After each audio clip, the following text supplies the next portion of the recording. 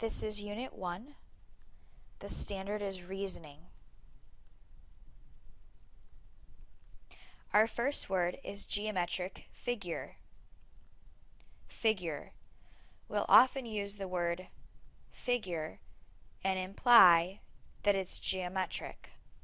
A geometric figure, a shape, picture, or image related to geometry. These are 3 examples of geometric figures. The directions you might read will say identify the figure above. You may be asked to label the figure. And in some cases, you'll be asked to describe the figure. The word is figure. The next word is pattern.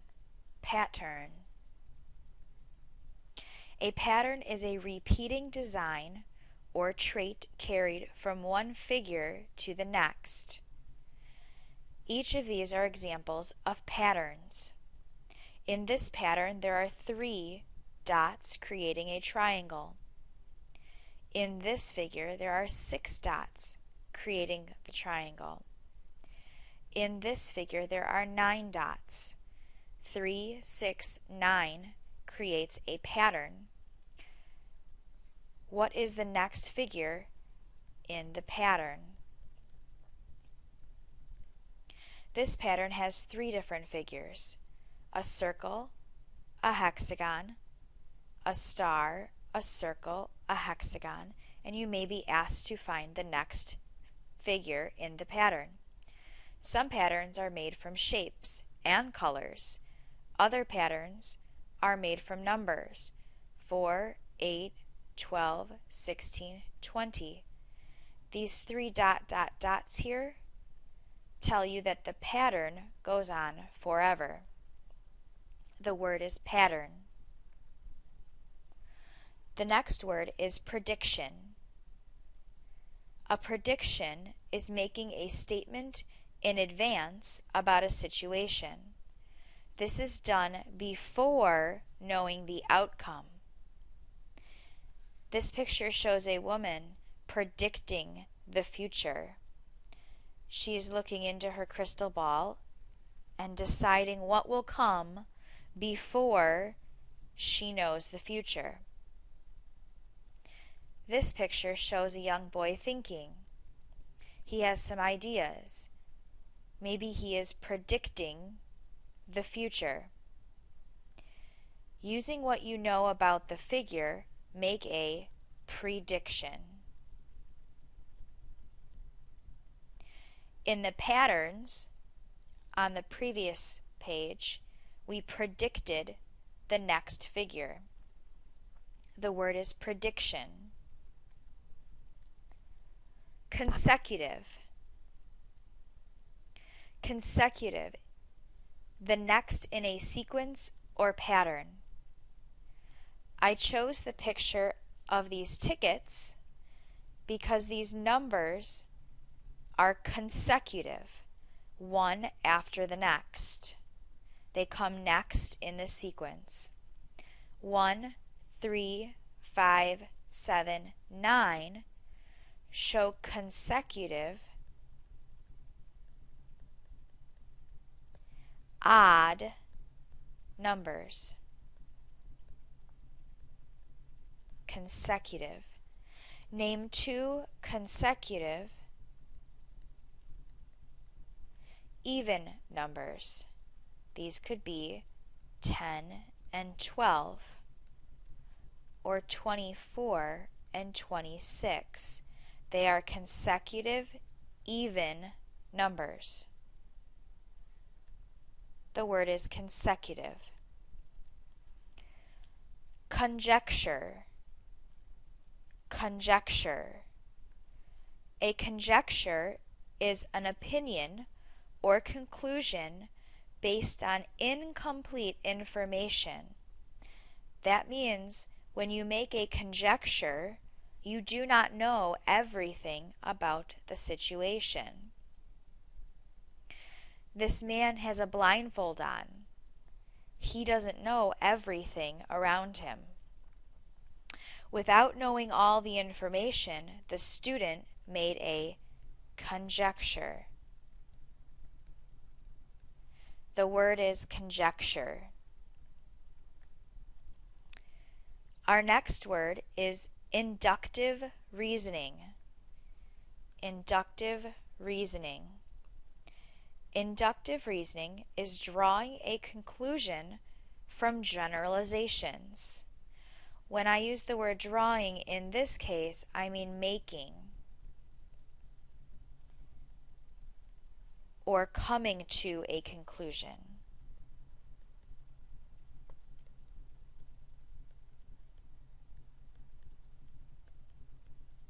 From generalizations. Well, that's a big word. That means not looking at details.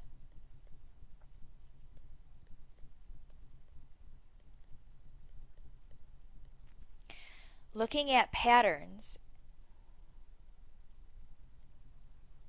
and making conjectures is part of inductive reasoning. When we made a prediction, which is a conjecture, without all of our information, that was inductive reasoning. The word is inductive reasoning. A counterexample. A counterexample is a compound word with the word example in it. So an example that disproves a statement. Maybe I said all balls are round. All balls are round. So we start predicting balls that are round. A baseball, a basketball, a golf ball, and then we come to the football.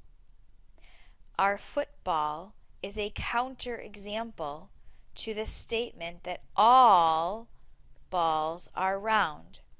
A football is not round. A football is a counterexample. Verify or verification.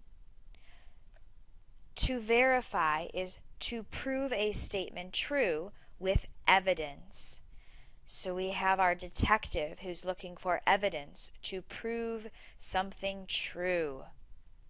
Verification, the evidence that shows the truth of a statement.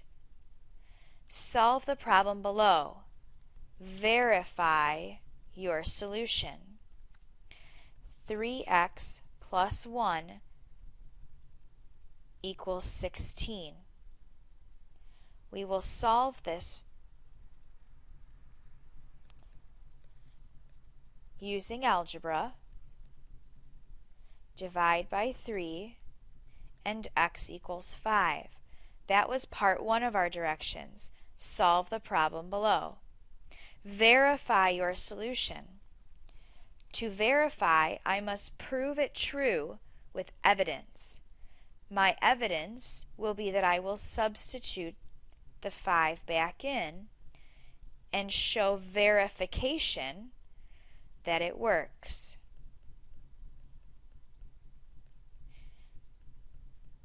This is my verification. The words are verify and verification. Hypothesis. You may have heard the word hypothesis in your science class. A hypothesis is a suggested or proposed idea. It might be the answer to the puzzle. The figure below is a square. I'm hypothesizing that this figure is a square. The word is hypothesis. Conclusion. Conclusion. An outcome or final decision found with reasoning or evidence. After you verify, you come to a conclusion. all the sides are equal and all the angles are 90 degrees. Therefore, the figure is a square. The figure is a square is our conclusion, because we have evidence. The word is conclusion. If-then statements. If-then statements. A conditional statement written in the form if A, then B, where A is our hypothesis and B is the conclusion. I have 3 examples of if-then statements. The first one, if I need help with math homework. This is my hypothesis.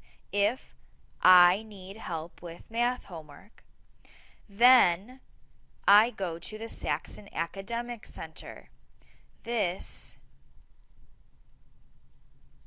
is my conclusion. If A, then B. If my hypothesis, then my conclusion. If it is raining, then I bring my umbrella. My hypothesis, my conclusion. If, then. If my favorite color is blue, then I will paint my bedroom blue. My hypothesis, my favorite color is blue.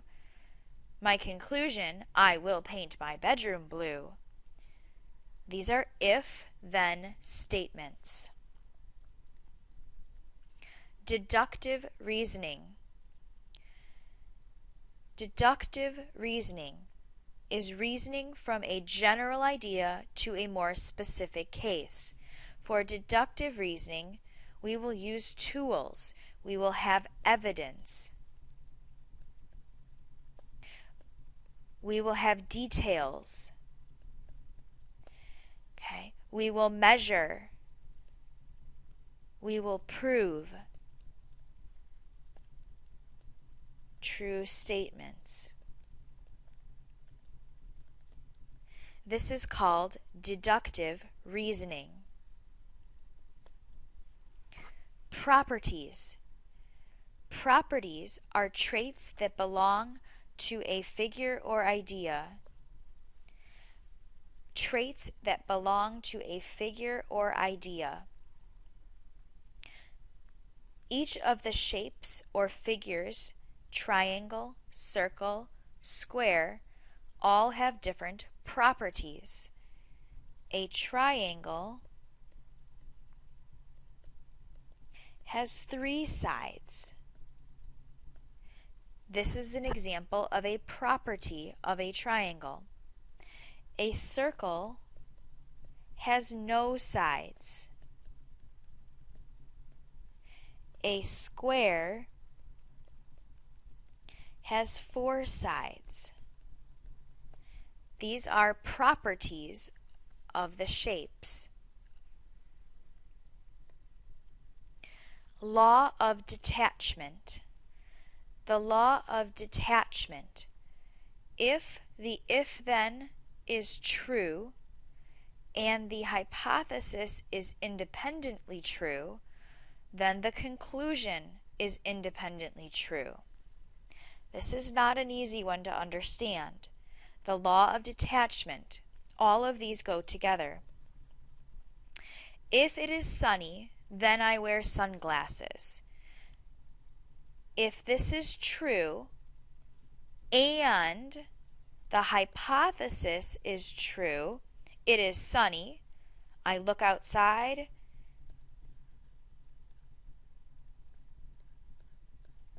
I see the sun, it's sunny, then I am wearing sunglasses. Then my conclusion is also true. If one part is true then the second part is true. This is called the law of detachment. The word is law of syllogism. Syllogism. Law of syllogism. This involves 3 or more ideas. If I go to math class, then I learn new things. This is idea 1 and idea 2. If I learn new things, we repeat idea 2, then I practice these new things at home. That is idea 3. In our final statement, if I go to math class, that's idea 1, then I practice new things at home, is idea 3. It says, if idea 1, then idea 2, if idea 2, then idea 3. So we can draw a big conclusion that if idea 1, then idea 3. We can skip 2 altogether. Again, if I go to math class, then I learn new things. If I learn new things, then I practice these new things at home. If I go to math class, then I practice new things at home. This is called the law of syllogism.